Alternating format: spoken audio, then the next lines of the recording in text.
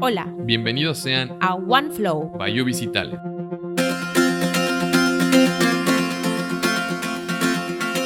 La paz no es la unidad en similaridad, sino la unidad en presencia de la diversidad, en la comparación y conciliación de diferencias. Mikhail Gorbachev. Bienvenidos sean todos a un nuevo episodio de OneFlow. Es un gusto tenerlos aquí. Nuestro valor este mes es la inclusión. Tratar de aprender, fomentar diversos puntos de vista y, por supuesto, apoyarse mutuamente para prosperar. Muchísimas gracias a todos los que nos están escuchando. El día de hoy tenemos a una invitada muy especial. Ella es experta en turismo inclusivo y desarrollo de nuevos destinos turísticos inclusivos. Es licenciada en sistemas comerciales por la Universidad de Quintana Roo y maestra en turismo por la Universidad de La Salle de Cancún. Ella cuenta con más de 24 años de experiencia laboral y 18 años como líder en turismo inclusivo y en dirección de equipos. Ella es Judith Cárdenas Anguiano. Bienvenida, Judith, un aplauso. ¿Cómo estás hoy? Muchas gracias por la invitación, Julio y Vero. Estoy muy bien, me encuentro muy bien, muy feliz de poder compartir con sus radioescuchas estos temas. Nosotros estamos felices de tenerte por aquí. Inclusión y tolerancia son dos conceptos muy similares entre sí. Sí, de hecho, creo que lo común es que en el día a día los usemos de forma indiscriminada. A veces usamos uno cuando en realidad estamos tratando de definir el otro.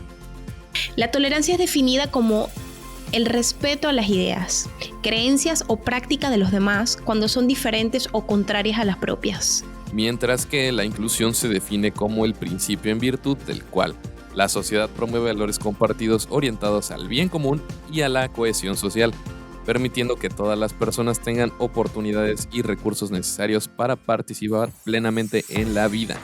Disfrutar de condiciones de vida en igualdad con los demás. Una vez tenemos a los conceptos lado a lado, podemos observar que claramente no son iguales. Esto no quiere decir que un concepto o idea sea malo o peor que el otro, sino que nos hablan de posturas complementarias con las cuales vemos al mundo y nos dirigimos a otras personas. Exactamente así. A todos nuestros queridísimos colleagues que nos escuchan, ¿cuál de estos dos es nuestro valor? ¿Inclusión o tolerancia? ¡Din, din, din! Efectivamente es inclusión, Julio. ¿Por qué no nos lees una de nuestras acciones para llevar a cabo el valor? Justo las mencionábamos en el inicio y podría decirles que mi favorita es apoyarse mutuamente para prosperar. ¿Cuál es tu favorita, Vero? Definitivamente coincido contigo, me encanta esta también de ayudarse mutuamente para prosperar. Y yo hablaría del tratar de entender. Creo que las tres acciones que lo definen me gustan y forman parte de mi vida, pero el tener empatía hacia otros, el saber que no eres tú el único que existe en este planeta y tener conciencia de eso, que todos estamos viviendo victorias o batallas y que cada uno estamos teniendo diversos puntos de vista o vamos en un punto de la vida diferentes, distintos, que en este camino de la vida algunos no han comenzado a pasar lo que nosotros vivimos o otros ya avanzaron en esta vida. Creo que el ser conscientes de esto, el que nosotros podamos hacer el esfuerzo de tener este entendimiento, que hay personas claramente que la vida es más difícil o más complicada porque necesitan ajustarse a esquemas de vida diferentes, a obviamente tener o aprender cómo vivir esta vida desde otros puntos de vista. Creo que eso sería mi aportación o mi enfoque en esta acción, el tratar de entender y fomentar esos diversos puntos de vista. Coincido con lo que tú estabas mencionando, ¿no? Esto de respetar las diferencias. Desde lo que yo desde lo que yo trabajo, pues es esto, respetar una forma diferente de transitar, de moverse, de viajar. Entonces, cuando tú entiendes esas diferencias, cuando tú entiendes que hay personas que no se movilizan de igual manera que tú, que hay personas que tienen diferentes necesidades a la hora de viajar, creo que desde allí, al momento de que lo entendemos y lo aceptamos, empezamos a tener más inclusión. Muchísimas gracias, Judith. Estamos en la misma línea. Julio. Hablamos de diferenciar una de la otra, hablando de inclusión y tolerancia, porque uno de ellos toma una participación más activa en el construir a un equipo fuerte, diverso, resiliente, pero por sobre todo, auténtico. Y justo me resuenan las palabras de Vero. Hablábamos sobre tratar con personas. A final de cuentas, eso es lo que somos. Son las personas a las que servimos, nuestros clientes, nuestros compañeros, lo más importante que tenemos. Cuando hablamos sobre personas, creo que justamente platicábamos, Judith, que lo más importante es resaltar este valor, ¿no? Al momento de usar el lenguaje que podríamos decir inclusivo. ¿Qué nos podrías decir al respecto? Sí, primero es muy importante resaltar que estamos tratando con personas, ¿no? Después, si quieres, ves su silla de ruedas y después, si quieres, ves su bastón blanco o después, si quieres, ves su aparato auditivo. Pero lo primero que tienes que ver es una persona y por eso necesitamos estar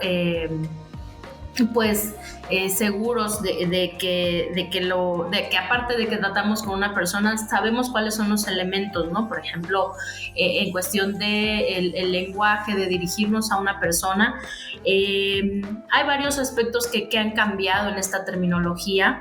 La discapacidad es un término, en evolución. Y antes era correcto o se utilizaba el término capacidades diferentes. Sin embargo, desde hace unos años para acá, lo que se utiliza es persona con discapacidad, ¿no? La Organización Mundial, la Organización de las Naciones Unidas avala este término. Y es lo que ahora también la Constitución Política de los Estados Unidos Mexicanos y la Convención sobre los Derechos de las Personas con Discapacidad es lo que nos sugiere utilizar. Entonces, si vamos al artículo 1 de la Constitución Política Mexicana, dice: queda prohibida toda discriminación por el origen, el género, la edad y las discapacidades. Por lo tanto, si bien antes era apropiado utilizar capacidades diferentes, ahora es persona con discapacidad, y más porque capacidades diferentes en realidad tenemos todos, ¿no? Por ejemplo, si yo no sé pilotear un avión, tengo una capacidad diferente con un piloto de avión, ¿no? Si tú sabes cocinar, Julio, y yo no, pues tendríamos una capacidad diferente. Sin embargo, eso no nos hace tener una discapacidad necesariamente, ¿no? Y pues hay otros términos, ¿no? Como, por ejemplo, antes se utilizaba enano o enanito y ahora también lo que se sugiere es utilizar persona de talla baja. Entonces, son las evoluciones que se tienen, ¿no? Lo de viejitos, ancianos, etcétera. Ahora es una persona adulto mayor. Y por ejemplo, alguien con discapacidad visual, ¿no? Alguien que vemos con un bastón blanco, regularmente se le llamaba invidente, cieguito, y estos diminutivos. Y lo correcto y lo recomendado ahora es persona con discapacidad visual o una persona débil visual, ¿no? Y también se escuchaba mucho sordomudos y sordito y esos temas, y lo sugerido es utilizar persona con discapacidad auditiva o persona sorda. Sordomudo no es apropiado, no es correcto, porque regularmente las personas sordas no son mudas, emiten sonidos, e incluso hay sordos que pueden hablar. Al ser oralizados, entran a una capacitación en donde incluso con la vibración aprenden a hablar, a decir mamá, buenos días, buenas noches, y entonces no son mudos, simplemente son sordos, son personas sordas, ¿no? Entonces, el lenguaje incluyente es importante que lo conozcamos para poder ser inclusivos también. Judith, muchísimas gracias. Creo que este tema del cual nos estás compartiendo hoy es un tema de lo que hoy en día se está hablando mucho. El lenguaje inclusivo debería de formar parte de la educación de cada uno de los seres humanos. O sea, desde muy niño, cómo yo me puedo hacer entender, cómo yo puedo o entender también a cada una de las personas que estamos con vida en este planeta y que cada uno formamos e impactamos a otros con nuestra forma de comunicarnos. Judith, sabemos de que tú eres una experta en temas de inclusión en el sur de México, aquí específicamente en Cancún, en Quintana Roo. ¿Cómo ves tú esta sensibilización o sensibilidad hacia los temas de diversidad e inclusión, específicamente con temas de inclusión a nivel laboral? ¿Qué tan adelantados o atrasados estamos los empleadores en temas de inclusión, en temas de espacios inclusivos, funciones inclusivas? Cuéntanos un poco más. Ok, gracias, Vero. Creo que en México tenemos todavía muchos desafíos,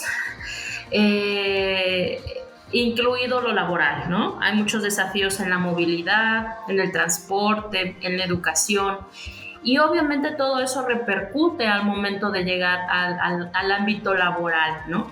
Si bien, pues, es difícil obtener un empleo. La verdad es que lo que sí se tiene muy claro en estadísticas es que las personas con discapacidad tienen mucho menos posibilidades de tener un empleo que una persona sin discapacidad.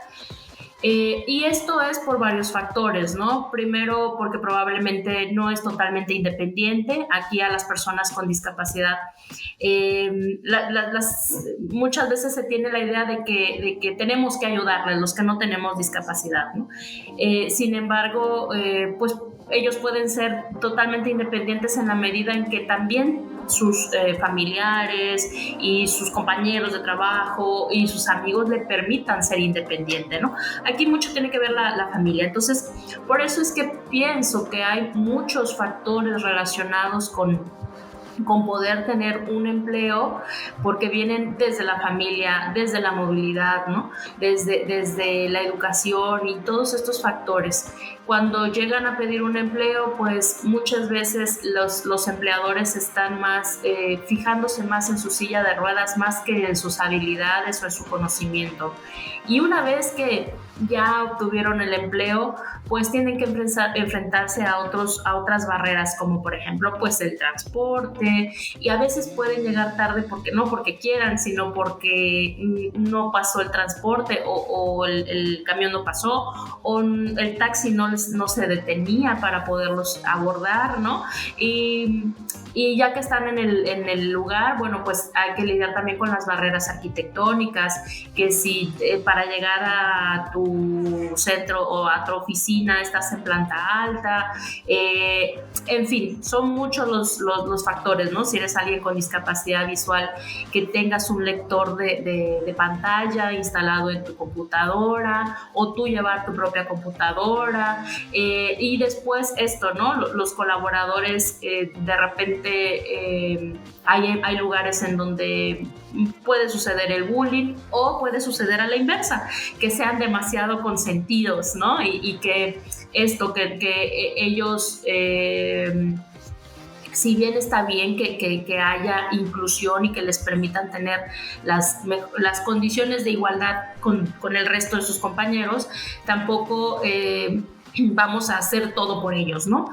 Me refiero a que ellos tendrán que hacer su parte para poderse integrar, ¿no?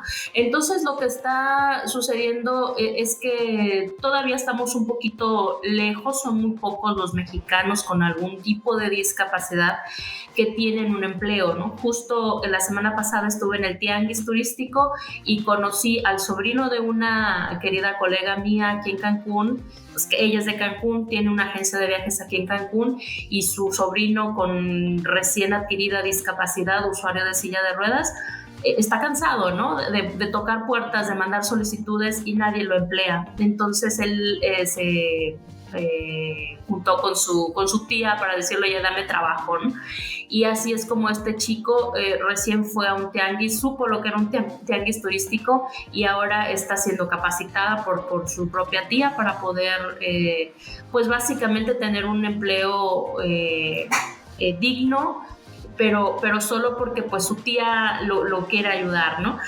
Sin embargo, pues hay muchas personas con discapacidad aún que no tienen esta oportunidad. Entonces, está en proceso, está en vías de ser más las personas con discapacidad empleadas. Sin embargo, a la fecha todavía hay muchos otros factores y muchas otras barreras que derribar antes del empleo, ¿no? Sí, a mí me llama muchísimo la atención esto, Judith, efectivamente, porque vemos la discapacidad con dos grandes lentes. Una primera, cuando tú naces con esta discapacidad, puede ser auditiva, como tú dijiste, visual, motriz, pero estas discapacidades que se dan posterior a lo largo de la vida, ¿no? Y como tú decías, después de la pandemia se ha incrementado la discapacidad por temas psicoemocionales. Wow, es tremendo ver los índices de ansiedad extrema, de depresión profunda que existen hoy en nuestro país y en el resto del mundo.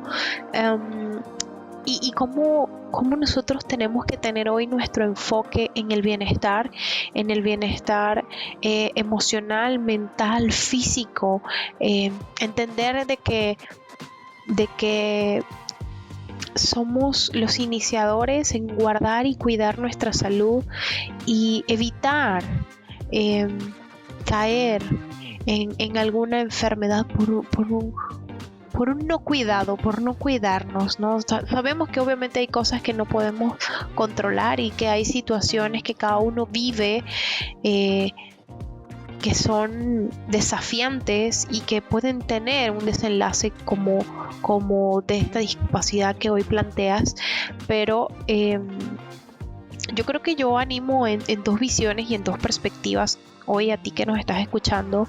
Uno es empático, entiende, ayuda, sea amable, comunica con un lenguaje inclusivo y también con una forma de proceder inclusiva. Y también a ti, cuídate a ti mismo, cuida tu mente, tu salud, lo que estés haciendo. ¿Cómo estás pensando? Si estás meditando, no estás meditando, si estás alimentando, si estás haciendo ejercicio, si no. Hoy en día las enfermedades mentales están impactando en gran manera a cada uno de los seres humanos. Cada vez hay más rapidez, cada vez hay más transformación, cada vez hay más tecnología, hay más apego a los dispositivos electrónicos, hay más desapego a las relaciones humanas, y esto va a traer como consecuencia muchas de estas situaciones que hoy Judith nos ha planteado en discapacidades posterior al nacimiento, o que vienen o tienen una raíz en alguna enfermedad. Entonces, Julio. Sí, efectivamente. Justo mencionabas sobre una escasa cantidad de personas con discapacidad aquí en México que tienen o pueden ostentar un trabajo. Lo que me lleva a preguntarme, más o menos cuántas personas con discapacidad sabemos que existen y que viven en nuestro país o en el mundo. Y hablando de todo esto, ¿qué constituye una discapacidad? ¿A partir de qué momento? Ya, excelente pregunta, Julio. En el mundo, 15% de la población presenta una condición de discapacidad. Es decir, 1.000 millones de personas en el mundo tienen un tipo de discapacidad. ¿Cuáles son los tipos de discapacidad? La motriz, la sensorial, la intelectual y la psicosocial. Esos son los 4 tipos de discapacidad. Dentro de la sensorial, la discapacidad sensorial, está incluida la visual y la auditiva. los sentidos, ¿no? Entonces, si bien a nivel mundial 15% de la población tiene una discapacidad, eso no incluye a las personas con movilidad reducida, solo a las personas con discapacidad. ¿Quién es una persona con discapacidad? Varía dependiendo del país en el que vivas. Entonces, puede que lo que aquí se considere, puede que lo que en España se considere una discapacidad porque ya llegaste a un 90% de tu visión. Si vives en México, no aplica lo mismo. Aquí es hasta que llegues a un 80% o hasta que se haya disminuido un 80%, ¿no? Entonces, sí varía dependiendo del lugar en el que vivas, ¿no?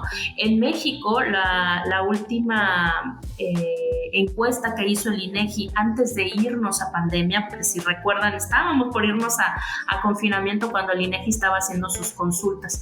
Entonces, se duplicó. Antes de ese estudio, antes de esa actualización, se contaba o se decía que había 10 millones de personas con discapacidad en México, y después de esta encuesta que hizo el INEGI, de esta actualización, manejaron 20 millones de mexicanos con algún tipo de discapacidad. En México es más común la discapacidad visual a raíz de la diabetes, aunque también obviamente pues también desencadena en amputaciones de piernas, sobre todo de piernas, ¿no? Entonces, en México es muy frecuente la discapacidad visual, seguida de la motriz o muy a la par, y luego la auditiva, y luego entre la intelectual y la social. Por ejemplo, alguien con discapacidad intelectual sería, por ejemplo, alguien con síndrome de Down, alguien... es como que lo que más ubicamos, ¿no?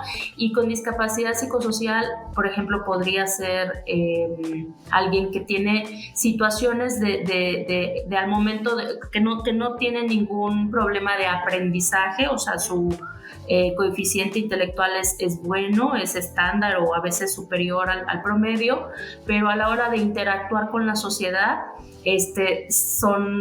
no lo hacen tan de manera cotidiana, ¿no? A veces tienen dificultades para interactuar socialmente, ¿no? Entonces, esa es una discapacidad psicosocial. Eso no quiere decir que si alguien hoy está de buenas y mañana está de muy mal humor, le vas a catalogar como una persona con discapacidad psicosocial, ¿no? Necesita cumplir con diferentes factores, y esta es una de las más recientes discapacidades que se han reconocido, por ejemplo. Por eso les comento que va en mucha evolución. Y entonces este 15% de la población mundial que tiene algún tipo de discapacidad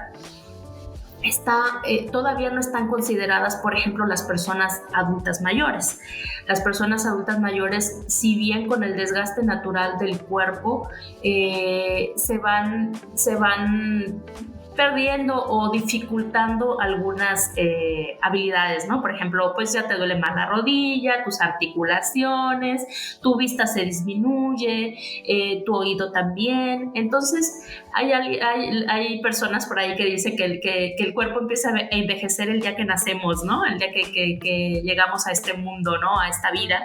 Y en efecto, nuestro cuerpo va teniendo desgaste. Entonces, cuando incluimos a las personas adultas mayores que no tienen una discapacidad, que no están consideradas todavía una persona con discapacidad, sin embargo, ya está incluida dentro de movilidad reducida, pues ya no camina de manera igual, ahora va a necesitar a lo mejor un scooter de movilidad o va a necesitar algún aditamento, entonces está considerada una persona con movilidad reducida. Y cuando incluimos a este segmento de la población, ese 15% sube a 30%. Las estadísticas dicen que un 30%, un 15% tiene discapacidad y otro 15% son personas con movilidad reducida. Y este último 15% se va a crecer muy rápido. ¿Por qué? Porque estamos envejeciendo como población. Si se dan cuenta, nuestros abuelos tuvieron 12 hijos, nuestros papás ya solo tuvieron 4 o 5, y nosotros queremos tener nada más 2, y nuestros hijos, nuestra futura generación solo quiere tener 1, si bien nos va, y otros dicen, no, yo ya no quiero tener hijos. Entonces, obviamente se está frenando el crecimiento de niños, o sea, están naciendo menos niños. Sin embargo, los que ya estamos en este mundo, pues nos estamos haciendo viejos y estamos entrando a una edad adulta o a una tercera edad, como se le conocen, y nuestras habilidades y nuestra interacción ya no va a ser la habitual, ¿no? Y también hay una estadística que dice que el 11% de nuestra vida la vivimos con una discapacidad. O sea, si vivimos 80 años, entre 11 años más o menos la vamos a vivir con algún tipo de discapacidad, ya sea motriz, ya sea visual, ya sea auditiva, intelectual, etcétera, ¿no? Entonces, bueno, no les quiero traer malas noticias con estos datos, sin embargo, sí quiero que seamos conscientes que al tener más edad tenemos más posibilidades de tener una discapacidad. Por lo tanto, al momento de hablar inclusión, no es que sea un futuro lejano para cualquiera de nosotros, sino puede ser más cercano de lo que creemos, e incluso podemos tener una discapacidad temporal o incluso temporalmente podemos tener reducida nuestra movilidad al salir de alguna cirugía, al estar, si te lastimaste la columna o no sé, algún golpe y te dañó la vista, por ejemplo, ¿no? Entonces, yo creo que es algo de lo que no estamos tan conscientes, pero sí estamos muy cercanos a poder vivir con una condición de discapacidad o acercarnos a una edad en donde es más posible tener alguna discapacidad. Por eso la importancia de que volteemos a ver este segmento, de que sepamos ser más inclusivos y de que planeemos también un poco más nuestro futuro. Ustedes están muy jóvenes, los veo muy jóvenes, sin embargo, pues hay que pensar en nuestros padres, en nuestros abuelos, ¿no? Seguramente si nos vamos hacia esos parentescos con nuestros padres o nuestros abuelos, seguramente nos ha tocado vivir un poco más de cerca o algún momento de la vida de estas personas, de nuestra familia, con algún tipo de discapacidad.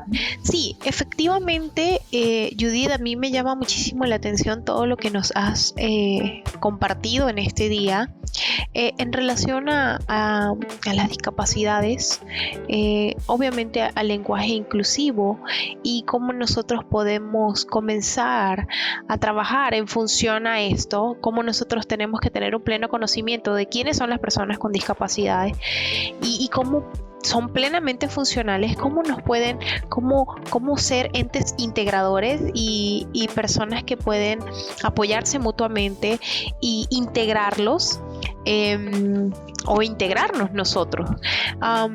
Fíjate que este tema ahorita de la pandemia, cómo impactó al punto de desarrollar nuevas enfermedades y que han resultado en discapacidades, como hablabas ahorita, en la psicoemocional. Para mí es tremendo porque sí, cada vez son más altas las cifras, cada vez son más altas de personas, niñas, niños, adultos, jóvenes,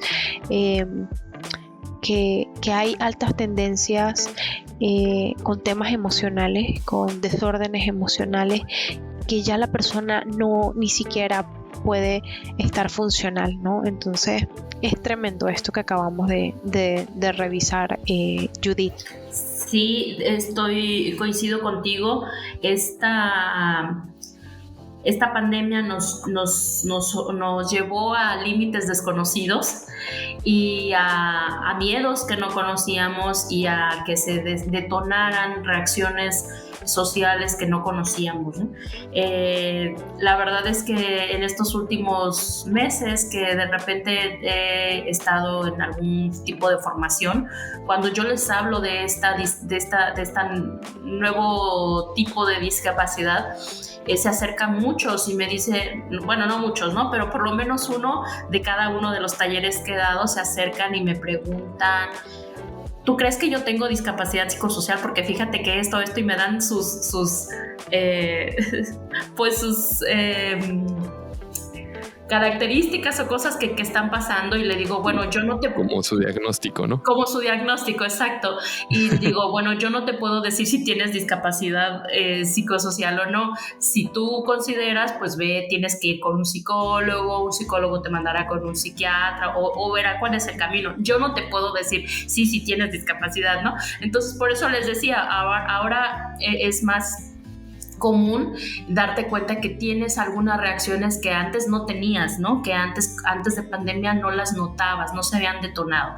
Ahora que estuve visitando una escuela, es un centro de atención múltiple que hay en todo México, pero aquí fui a uno específicamente que atienden a niños con discapacidad visual y auditiva.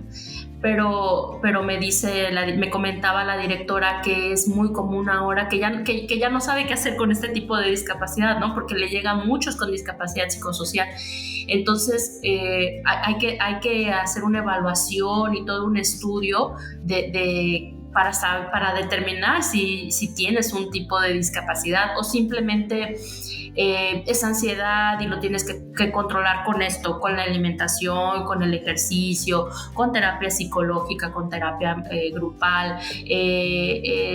No sé, no necesariamente es que ya tengas una discapacidad psicosocial. Sin embargo, ahora que he estado en esta comunicación con escuelas que atienden estas discapacidades, me dicen es que yo ya no sé qué hacer, mejor no debieron haber inventado la discapacidad psicosocial, ¿no? A manera de broma, porque ahora hay muchos, ¿no? Claro, antes no se consideraba una discapacidad y ahora al estarlo reconociendo, pues ahora salieron muchas más personas, ¿no? Pero me imagino que lo mismo pasó hace años cuando a las personas con discapacidad motriz las ocultaban en sus casas, ¿no?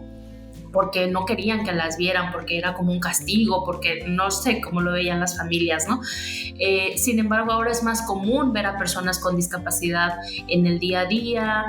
Me refiero a discapacidad motriz, ¿no? Tengo amigos con los que me voy de fiesta, con los que voy a bailar, con los que me voy de viaje.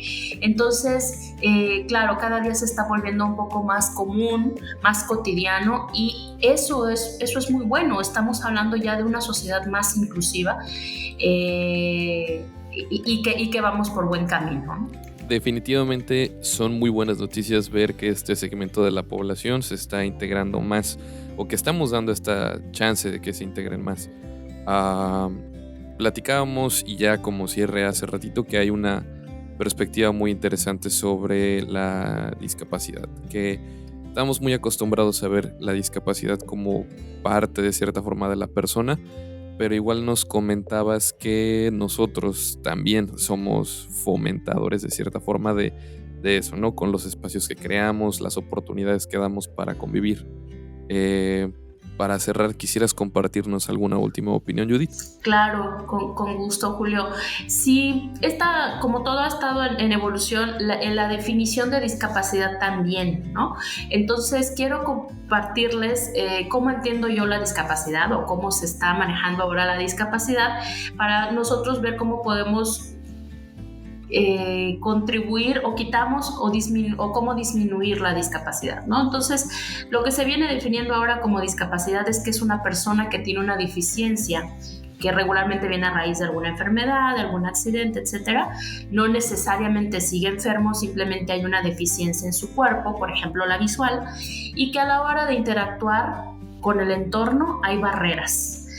Por ejemplo, alguien con discapacidad visual, si estuviera en su cama y solo tuviera que escuchar este podcast, no tendría una discapacidad como tal.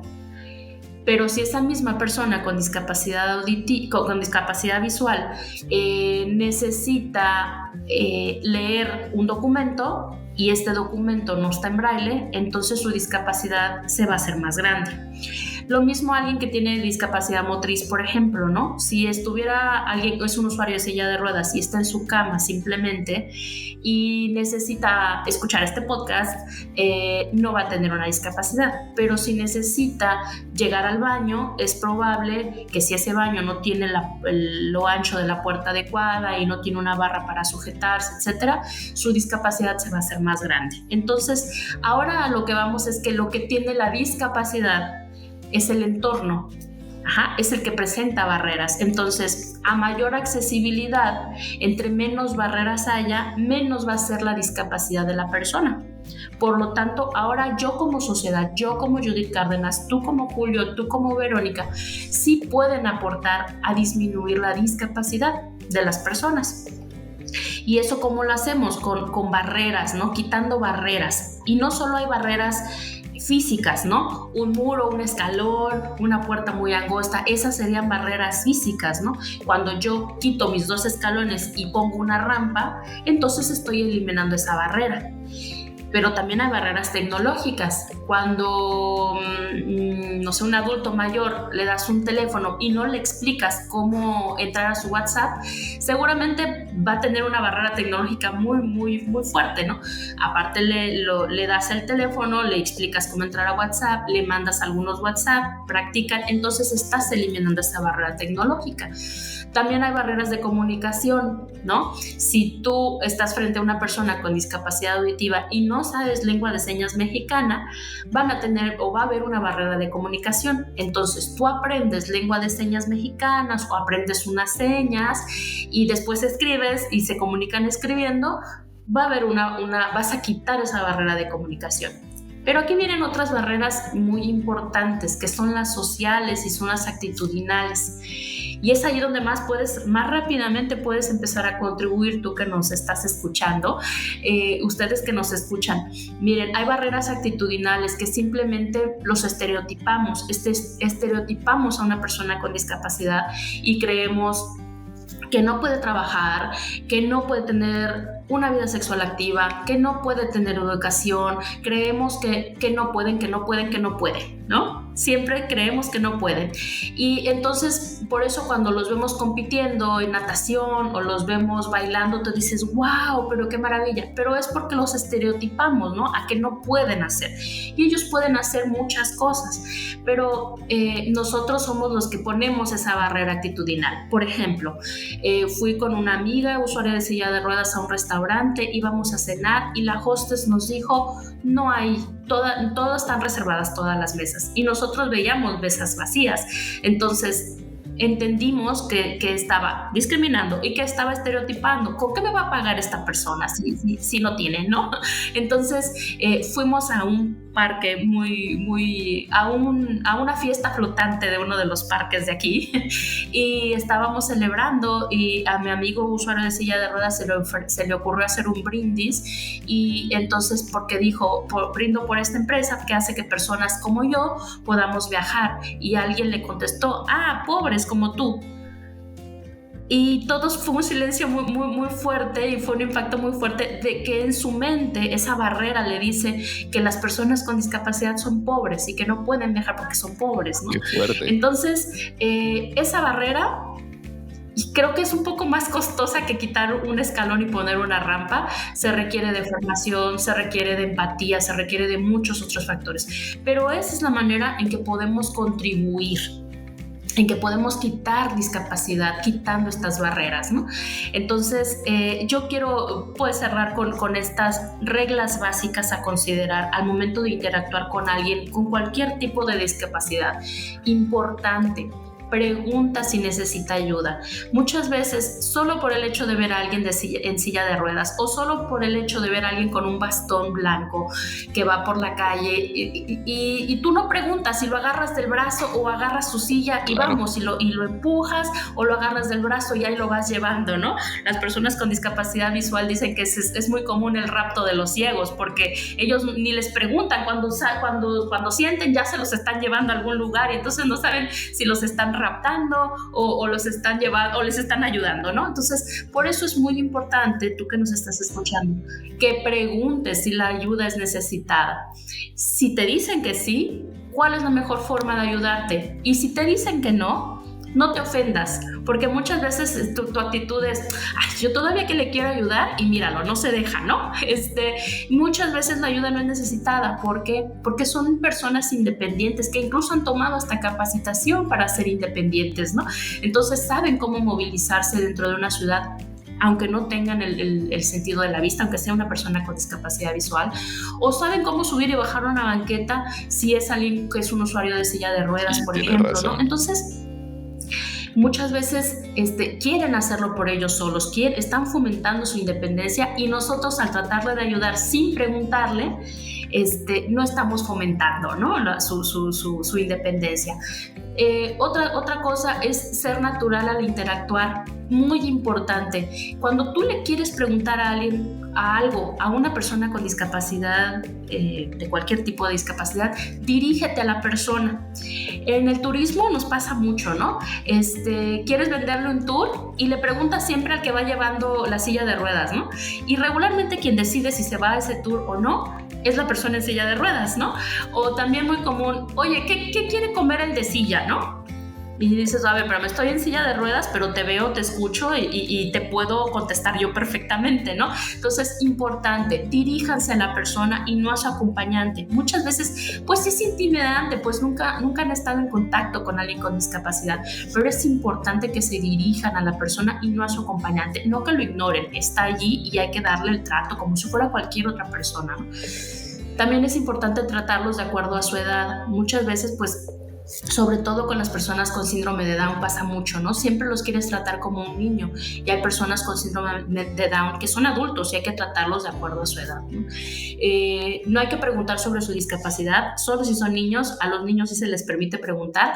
Aquí, a menos que ellos te quieran platicar, está bien, pero si no, no es así de, oye, pero ¿y por qué te pasó? ¿Por qué te amputaron las piernas? ¿No? Eso no es apropiado. En cuanto al contacto físico, se le puede saludar de mano o bueno, ahora de acuerdo a los protocolos de COVID, de puñito y todo eso, sí, muchas veces pues a lo mejor no van a tener movilidad de brazo, pero yo fomento de todos modos acercar mi puño a su puño o fomentar no es que ya no lo tenga que tocar, ¿no? No tocar su silla de ruedas, su bastón o su muleta, eso también es importante porque la silla de ruedas se vuelve parte de su cuerpo, ¿no? Es una extensión de su cuerpo. Entonces, pues no está bien que yo llegue y me recargue sobre de ti si no te conozco, ¿verdad? Entonces, es importante respetar esos espacios. Y por último, hablando de este tema, recomienda y no decidas. Recomiéndale a una persona con discapacidad qué actividades puede hacer, qué actividades sugieres, pero no decidas, ¿no? Nos pasó en un delfinario que fuimos con una prima que usa prótesis y le dijo, tú no vas a poder hacer tal actividad, le dijo el fotógrafo, ¿no? Entonces el esposo de mi prima se enojó, le dijo, bueno, ¿y tú cómo sabes que lo puede hacer o no lo puede hacer, ¿no? Es mejor si esta persona se hubiera acercado y le hubiera dicho, mira, esta actividad incluye que tú tengas tus piernas de esta forma y tú crees que lo puedes hacer. Entonces mi primo hubiera dicho, no, pues sabes que esa actividad prefiero no hacerla, ¿no? Mejor porque no me la cambias por alguna otra, ¿no? Tú le explicas las condiciones y esta persona decide si lo hace o no lo hace, ¿no? Entonces es bien importante recomendar, más no decidir por la persona con discapacidad, ¿no?